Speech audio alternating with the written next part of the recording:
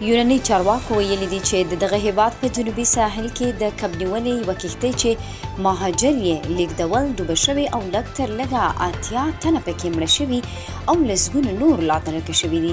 د چارواکو په وینا د لټون او ژغورنې پراخ عملیات هم پیل شوي دي. تر اوسه 104 کسان ژغورل شوي دي. د یونان ساحلي ساتونکو ویلي تر اوسه څرګنده نه ده چې څومره کسان لا درکه دي.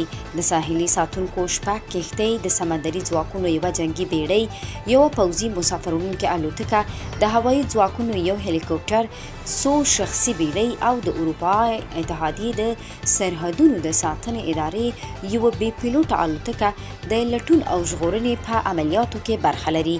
ویل کېږي چې دغه کښتۍ د لیبیا له ختیځ طبرق ساحې څخه ایټالیا ته روانه وه.